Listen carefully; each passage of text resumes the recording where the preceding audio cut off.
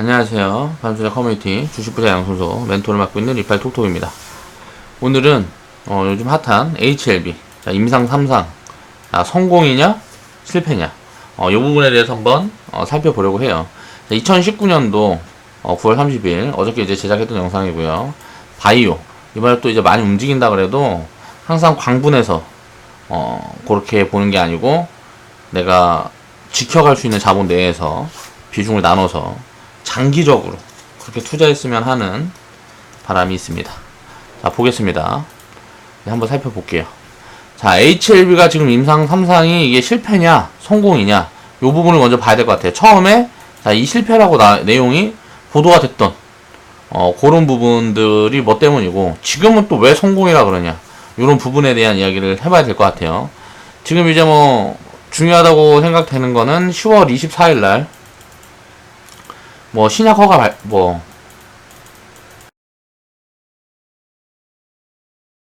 FDA. 여기 보면, FDA에서 이제 임상 3상을,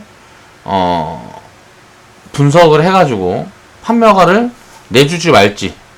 요게 이제 시작되는 게 10월 24일이에요. 그러면은, 아직 FDA 신청이 안 나왔기 때문에, 상황을 봐야 되는 거죠.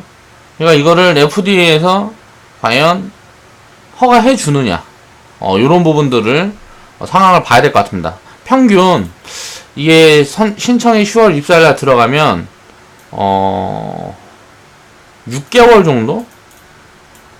평균 6개월 정도 소요된다 그래요. 그러니까 요런 부분들은 좀 확인을 해봐야 될 것 같고 HLB에서 발표한 그 임상 데이터를 가지고 한번 이야기를 해보겠습니다. 자, HLB가 이제 중간 발표 후에 임상 실패설 이야기가 나왔던 이유는 처음에 이제 OS라 그래갖고 전체 생존기간 여기에 대한 데이터에서 이게 보면 2차 치료제가 사일함제가 있고요. 그 3차 치료제는 이제 2019년도에 허가가 난 론서프라는 게 있고 자 옵디보라는 거는 2017년도에 허가가 난 약품이에요. 그래갖고 이거는 무슨 한국 일본인가? 여기에서 허가가 나서, 시판 중인 약품이고, 론서프인가 이거는, 한국 제외하고, 17개국인가? 이제 허가가 난 작품, 이제, 뭐라 그래야 되지? 약이라고 볼 수가 있죠. 3차 치료제인데, 이때 보면은, 이게 보면은 가짜약이라 그래갖고 그냥 위약? 아무튼 이걸 가짜약이라 그래서 정확히 나도 이건 다 뭔지 모르겠어요. 그러니까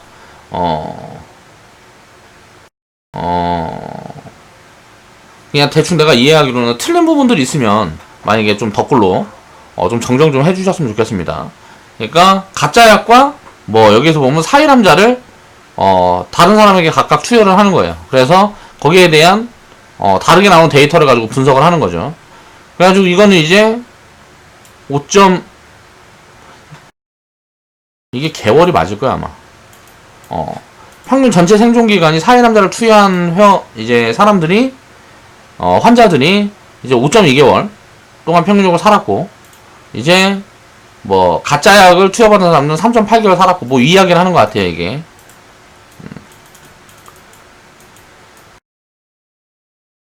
자 말기암 환자들한테 이제 임상을 진행을 한 거니까요. 론서프 같은 경우는 5.7개월, 3.6개월 이게 다 보면은 이게 높죠. 의미있게 20% 이상 더 산 거니까 전체 생존 기간 중에 20% 이상을 더 산 거니까 어느 정도 뭐가 유의미한 결과가 나왔다고 볼 수가 있는데 리보세라닉 같은 경우는 가짜약에서 이게 되게 높게 나온 거예요. 그러니까 기존의 리보세라닙을 투여를 받았을 때 그 생존기간이 이게 작은 게 아니란 말이죠. 그 보면 요거보다 높고 요거보다 높잖아요. 그렇죠? 근데 가짜약 생존기간이 되게 높게 나왔죠. 이게 왜 그런 거냐. 그래가지고 이야기하는 게 뭐냐면 론서프라든가 옵디보가 임상 중에 임상을 진행하고 있는 중에 이게 시판이 됐기 때문에 요거를 이제 투여받았을 가능성이 있다. 라는 부분들이 이제 의심을 하는 거죠. 그런데 요거는 일단 데이터로 유의미한 결과를 만들어내지 못했다 라고 요런 부분에서 HLB에서 발표를 하면서 이게 이제 뭐 실패다 이런 사태가 나온 거죠. 그러니까 이거를 이제 분석을 해봤을 때는 이게 사실 가장 좋은 결과치를 냈는데 자 뭐 가짜약과 비교했을 때 애매하다는 거예요. 그쵸? 결론은 이게 뭔 소린지 나는 모르겠어요. 솔직히 이게 왜 안 좋은 소린지도 모르겠어. 이 리보세라닙이라는 약은 이게 지금 보면 중국에서 지금 2019년도에 자 1위입니다. 1위. 지금 위약으로 중국판 리보세라닙이 1위에요. 1위. 그래가지고 한 4천억 정도 매출을 올리고 있습니다. 그리고 내년에는 한 5천억 정도 매출을 이야기를 하고 있어요. 그리고 지금 HLB는 자 중국을 제외한 전세계 판권을 갖고 있다고 보면 돼요. 중국을 제외한 전세계 판권을 갖고 있다고 보면 돼요. 그런데 이렇게 효능이 좋아서 1위 하고 있는 약을 자 미국에서 임상을 하는데 이 통계치가 그러니까 가짜 약이 이게 잘 나와서 다른 약들이 임상했던 것보다 보면은 가짜 약이 굉장히 전체 생존 기간이 높게 나오잖아요. 그러니까 이런 부분들이 이게 임상 실패를 근거할 수 있는 그게 되느냐 참 애매하다는 거죠. 제가 봤을 때는 이거는 뭐 가장 좋은 결과 아닌가라고 개인적으로 생각이 들더라고요. 그리고 자 PFS 근데 이건 물론 전문가들이 이제 분석을 해야 되겠죠. FDA에서 결국은 이들이 어떻게 이야기를 하느냐에 따라서 결과가 달라질 테니까 PFS 무진행 생존 기간을 보면 자 무진행 생존 기간이라는 게 뭐냐면 최근에 이제 성공이다 라고 HLB가 이야기를 했던 부분이에요. 약을 먹는 동안에 병이 악화되지 않고 잘 진행 기간 요거를 갖고 이야기를 하는 거죠. 자 2차 치료제 사회남자애 같은 경우는 이게 보면 약을 먹는 동안에 병이 악화되지 않고 자 말기암 환자들 같은 경우에는 어느 정도 기간이 지나면 이게 내성이 생긴다 그래요. 그래서 내성이 생겨서 약을 먹어도 이게 악화가 된다 그래요. 그러니까 그걸 이제 완전히 잡아내지 못하는 거죠. 근데 여기에서도 보면 이제 가짜 약을 처방하는 경우에는 이제 평균적으로 이렇게 나오는데 리보세라닙 같은 경우에는 훨씬 좋게 나왔죠. 이 결과치가. 그러니까 여기에서 조금 애매하고 여기에서 잘 나왔단 말이죠. 그러면은 이제 FDA에서 승인을 내줄 때 여기에서 다 잘 나왔다 그러면 이거 확실하게 성공이라고 볼 수 있지만 여기가 조금 애매하면 이거는 이제 해석을 어떻게 하느냐에 따라서 다르다는 거죠. 평균적으로 이거를 위주로 본다 그래요. 이제 암 임상 같은 경우에는 그래서 이런 거를 이제 FDA에서 이제 분석을 어떻게 하느냐에 따라서 판매허가를 내줄 거냐 말 거냐 이런 부분이 이제 진행이 될 것 같은데 이게 저는 이제 중요하다고 생각을 하는 게 뭐냐면 이 약이 경구용인가 뭐 그래가지고 예, 사이남자의 약가가 10분의 1이라 그래요. 그러니까 주사제보다 훨씬 싸다고 알고 있습니다. 그러니까 요것도 만약에 내가 틀리게 이해한 부분들이 있으면 이해를 해주세요. 그래서 이제 HLB 같은 경우는 자 리보세라닙이라는 약은 이번에 FDA에서 임상 3상이 성공하고 말고가 중요한 게 아닌 것 같아요. 제가 생각했을 때는 그 부분이 중요한 게 아니고 이미 중국에서는 이제 시판허가가 나서 판매를 하고 있고 이거는 이제 위암이라는 거는 아시아병이라 그래갖고 아시아를 넘어가는 지역은 자 위암 환자가 거의 드물다 그래요. 이거는 아무래도 식성 때문에 그런 것 같습니다. 이제 아시아 국가들이 뭐 탄수화물 많이 먹고 뭐하고 해서 그 식성 때문에 위암이 많이 걸리는 것 같고 이제 뭐 유럽이나 이런 쪽들은 보면 고기를 많이 자시고 하니까 이제 뭐 대장암 이런 게 많고 뭐 그런 것 같아요. 그런데 이게 뭐가 중요한 거냐면 이게 일단 여기에서 이런 결과치가 나왔기 때문에 이 결과치가 잘 나왔다. 이거를 뭐 임상을 이렇게 해서 결과치가 나왔는데 다시 임상을 또 진행을 할 때는 어떻게 되겠어요? 뭐 이제 2차 치료제랑 이제 뭐 비교 임상을 진행을 한다든가 뭐 하든가 해가지고 쉽게 말하면 이게 2차 치료제로 진행이 될 가능성이 있다 그래요. 그러니까 이 사이람자라는 약은 전 세계적으로 통용이 되는 약이고, 자, 이 론서프라는 약과 옵디보라는 약은 이제 좀 국가마다 좀 허용해주는 그 범위들이 다른 것 같아요. 그러니까 결론은 이게 미국 FDA에서 임상을 만약에 그 신약 허가가 나오지 않는다 그래도, 판매 허가가 나오지 않는다 그래도 다른 데들에서 아마도 이런 결과치면은 나올 가능성이 있지 않을까. 물론 이것도 내가 잘못 생각하고 있는 거면 이야기를 해주세요. 그리고 또 중요한 게 뭐냐면 지금 시총이 HLB 같은 경우는 한 2조 정도 됩니다. 2조가 좀 넘어가죠. 2조 3천억 뭐 오늘 보니까 급등해서. 그럼 2조 3천억인데 이걸 가지고 예를 들어서 시판 허가를 내도 처음에 벌어들인 돈은 수백억에 불과할 거라는 거죠. 그러면은 이거는 밸류로 치면은 거의 뭐 50배, 100배 될 거라는 거죠. 이게 무슨 말이냐면 이게 암이 지금 위암을 지금 임상을 하고 있는데 이게 각종 암으로 다 확장하면서 임상 데이터들을 계속 만들어 나갈 거란 말이죠. 이 리보세라닙이라는 약으로. 이 약으로 임상 데이터를 계속 만들어 나갈 거라는 거예요. 이 기간이 얼마나 걸릴 거냐. 엄청나게 걸릴 거라는 거죠. 이 약이 만약에 캐시카우가 그냥 생긴다고 생각을 하시면 돼요. 이걸로 지금 뭐 신약 허가 난다 그래갖고 뭐 수천억, 수조를 벌어들이는 기업이 되는 게 아니란 말이에요, HLB가. 그럼 뭔 말이냐면 지금 시총이 이게 싸다고 볼 수가 없어요. 그러니까 결론은 이 시총이 싸다고 볼 수가 없는데 예를 들어 점점 더 확대를 해서 가치가 올라갈 수가 있기 때문에 뭔 말이냐면 너무 지금 보면은 예를 들어 이게 시판이 허가가 난다 그래도 퍼가 이제 50배, 100배라 그러면 제가 생각했을 때는 40배 이상 주는 건 조금 애매하거든요.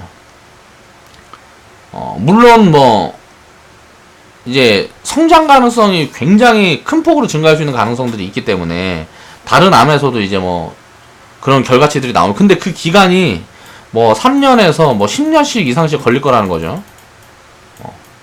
요렇게 봤을 때는 지금 당장 사지 않아도 이거는 살 기회를 계속 만들어줄 가능성이 높다. 라고 생각을 하는 게 저는 개인적으로 맞다고 생각을 해요. 그래서 그런 부분으로 놓고 봐서 이제 바이오는 이제 접근을 해야 된다 그러고 임상을 성공을 했고 실패를 했고 또 그런 이런저런 뉴스라든가 언론 플레이에 따라서 공매도 세력도 굉장히 극성을 부릴 수밖에 없고 이게 뭔가 불확실한 게 굉장히 계속 있을 수밖에 없는 섹터군이기 때문에 바이오는 그 등락폭을 이해를 하고 투자를 해야 된다는 거예요. 그러니까 실패를 항상 염두에 두고 투자를 해야 되는 거예요. 그런 부분들에 대해서 이해를 하고 바이오 투자는 생각을 했으면 좋겠습니다. 그러니까 임상 성공 혹은 시판 여부는 NDA 최종 결과에서 알게 될 거라고 그러고 2021년 예상이 된다라고 어디에서 나왔는데 보통 지금 이야기하는 거는 지금과는 진행이 되면 2020년 상반기쯤에는 어떤 결과치가 나올 가능성이 높다라고 보고 있어요. 근데 이제 우리가 주가 측면에서 보면 10월 24일 날 이제 이게 FDA랑 만나갖고 어쩌고 신약 허가 신청을 하면 자 상반기에 요게 만약 허가가 진행이 된다 그러면 어떻게 될까요? 이슈가 붙어서 올라갈 수 있겠죠. 그럼 여기에서 저는 이제 때려야 되는 구간이라고 생각을 합니다. 그렇게 보고 봐야 되고 장기적으로 만약에 보유를 하고 뭐하고 할 거라 그러면 주가 등락폭에 신경 쓰지 말고 상패돼도 놔둔다. 상패될 가능성이 언제든 있다라고 생각하고 작은 비중을 그냥 묻어두는 그런 관점으로 접근을 해야 된다고 생각을 합니다. 자, 임상 과정은 그럼 이제 어떻게 진행이 되나? 요 부분을 살펴보겠습니다. 전임상, 비임상은 실험실에서 동물, 세포 조직, 세균을 대상으로 이루어진다. 자, 임상 1상 같은 경우에는 건강한 사람을 대상으로 하는데, 자, 실험하고자 하는 의약품 등에 관한 물리, 화학, 생물학적 자료를 확보를 한다. 자, 확률로 보면 임상 1상 성공 확률은 63% 정도 됩니다. 그리고 여기서 시판이 나오는 데까지는 평균 15년 정도 걸려요. 이렇게 이해를 해야 되고, 이렇게 장기간, 생각을 해야 되기 때문에, 투자를 굉장히 리스키하고 장기적인 관점으로 바라봐야 된다. 신약 회사들은 그렇게 생각을 해야 되고요. 지금 임상 2상 같은 경우는 소수의 환자를 대상으로 하고요. 쉽게 말하면 몇 명, 몇십 명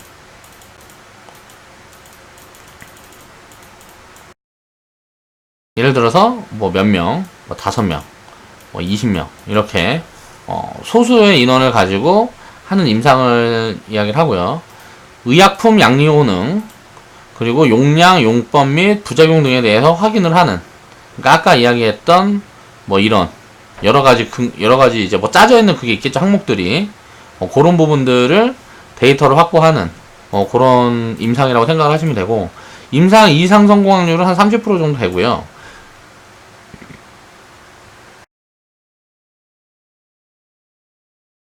임상 완료 기간은 한 2년 정도 보면 될 것 같아요. 그리고 임상 3상 같은 경우는 수백 수천 명을 대상으로 하고요. 의약품 양리 효능, 용량, 용법 및 부작용 등에 대해서 확인을 하는데, 자, 이게 임상 3상의 성공 확률이 한 58% 정도 이렇게 데이터가 나와 있고 한 3년 정도 걸린다. 그러니까 쉽게 말하면은 임상은 뭐 거의 이 기간이 좀 짧아질 수도 있고 길어질 수도 있고 한 것 같아요. 그래서 10년에서 20년이 걸린다. 그리고 중요한 게 뭘까요? 요 동안에 쉽게 말하면 투자를 유치를 받아갖고 진행을 하는 경우가 되게 대부분이에요. 그러니까 확률적으로 전체 임상이 이제 성공하는 확률이 거의 10년, 20년 걸려갖고 9%가 안 된다 그래요. 그러면 내가 10개 기업, 예를 들어서 20개 기업을 투자를 하면 20개 기업 중에서 터질 수 있는 확률이 2개 정도. 그러니까 한 10% 정도를 보면 되는 거예요. 근데 여기다 몰빵을 때려놓으면 어떻게 되겠습니까?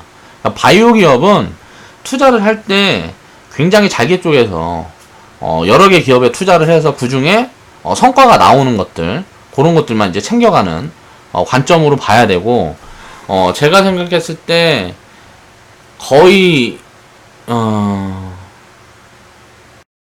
이런 바이오 기업들 같은 경우에는 100% 수익을 목표로 해서 투자를 하면 안 되는 것 같아요. 그러니까 리스키한 바이오 회사 같은 경우에는 최소 이제 기본 수익률을 한 1000% 정도는 놓고 봐야 그래도 좀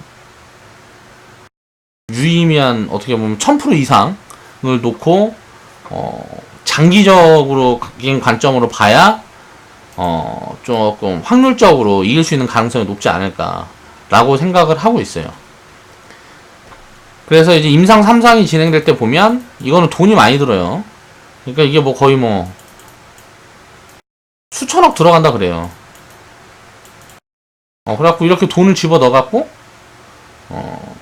요 기간 동안 또 이제 직원들 월급이며 뭐며 막 이런 거 저런 거 해갖고 비용이 굉장히 많이 들어가죠. 임상 3상까지 진행이 되는데 이 비용을 들여갖고 이게 효율성으로 봤을 때, 야, 이게 그러니까 가치가 있으려 그러면 모르겠습니다. 이게 그러니까 뭐 블록버스터 신약 아니면은 그냥 애지간한 것들은 이게 뭐 효율이 있는지 어쩐지 모르겠어요.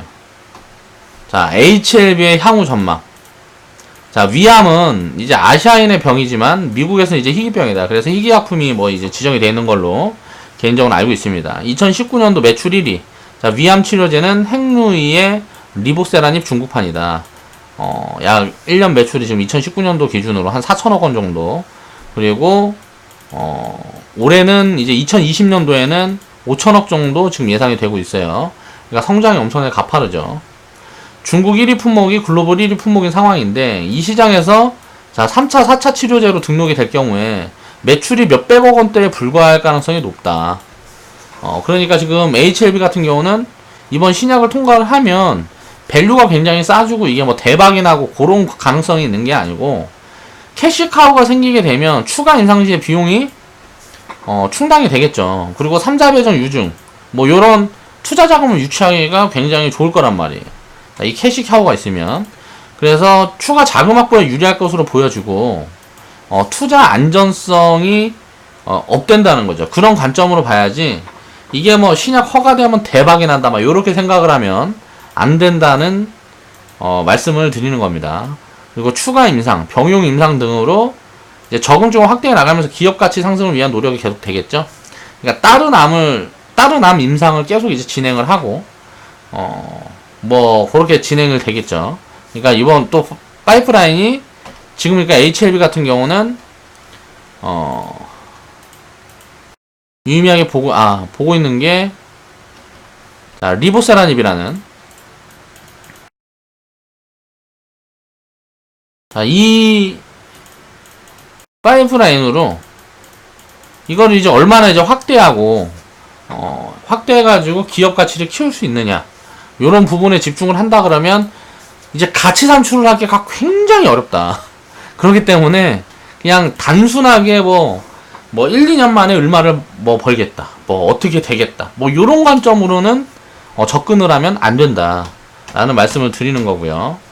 지금 주가 전망은 이제 제가 이야기를 하지만 여기서 소설입니다. 자, 이렇게 된다는 게 아니에요.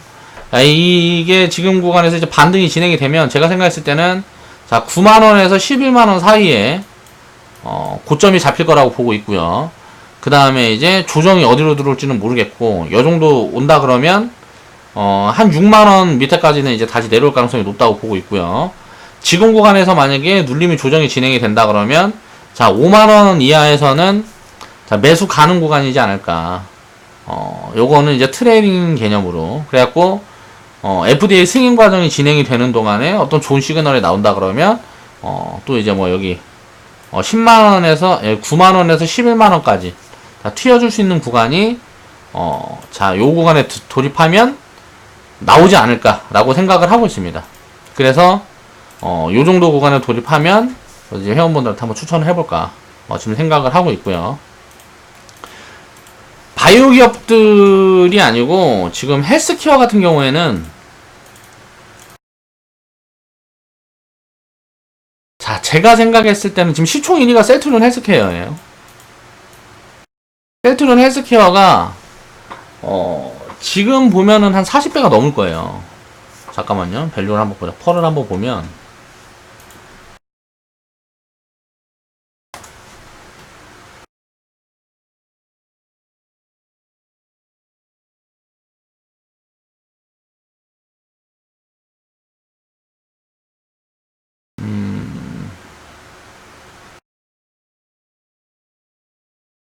지금은 조금 펄을 책정하기가 어려운 구간에 있고, 내년에 보면은 이제 퍼가 한 90배가 정도 될 거란 말이에요. 퍼가. 근데 이제 추정시로 보면 이제 2021년도 같은 경우에는 퍼가 거의 30배 수준까지 줄어듭니다. 이 퍼가 이게 2021년에는 거의 31배까지 수준에 줄어들어요. 그리고 이제 셀트리온 헬스케어 같은 경우는 지금 이제 뭐라 그래야 되지? 밸류가 아니고 캐시카우가 있어요. 그러니까 계속 이제 이익이 나오는 약들이 있단 말이에요. 이익이 계속 늘어나는 구간에 여기에서 새로 추가되고 지금 보면 램시마 이번에 보면 SC라든가 허주마 등등 이게 계속 추가가 되는 구간이란 말이에요.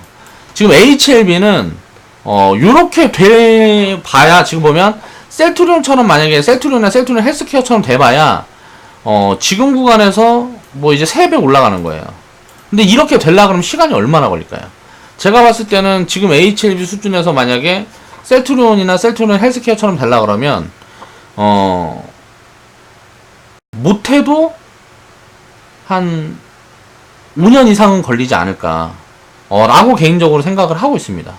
그러니까 그렇게 되면 또 투자할 수 있는 기회가 있기 때문에 지금 막 급상승하고 이슈에 이렇게 움직이고, 물론 이게 호재성 이슈지만 막 그런 것들은 저는 이제 개인적으로는 투자가 아니라고 생각을 하기 때문에 굉장히 장기적인 관점으로 봐라. 그리고 만약에 이번에 신약 허가 신청이 나면 굉장히 장기적인 관점으로 보유를 해도 이제 10년 20년 지난다 그러면 거의 수익 확률이 높지 않냐라고 개인적으로 보고 있습니다.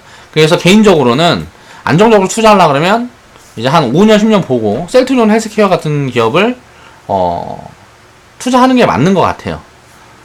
그래서 지금 신약 기업들은 이거는 약간 투기성의 개념을 안고 하는 거라고 생각을 하고, 비중을 쪼개서 진짜 일부씩만 그렇게 하는 게 맞지 않냐라는 생각을 해봅니다.